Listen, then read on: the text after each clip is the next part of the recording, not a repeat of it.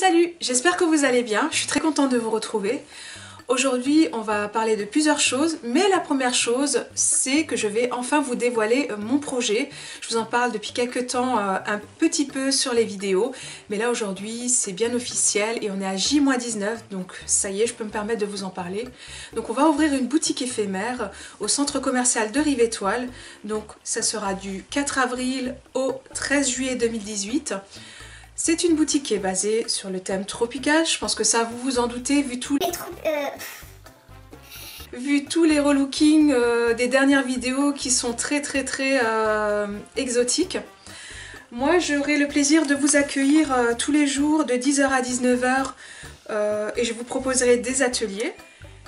Il y a un petit coquin qui vient m'embêter, donc il sera avec moi sur la vidéo. Donc j'ai terminé la présentation de mon projet. Maintenant, on va passer à la démonstration du transfert d'images. Je vous ai déjà réalisé une vidéo récemment sur cette technique.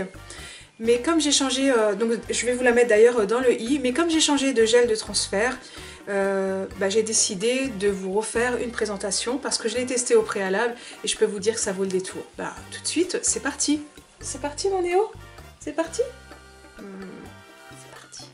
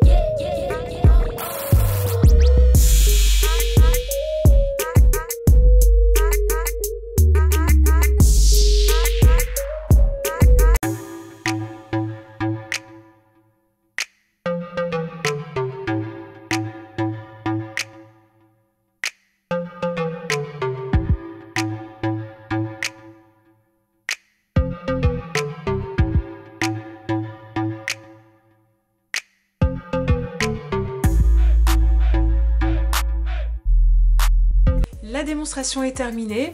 Alors comme vous avez pu voir sur la première image, j'avais mis un petit peu trop de gel et du coup j'ai pas laissé sécher assez vite.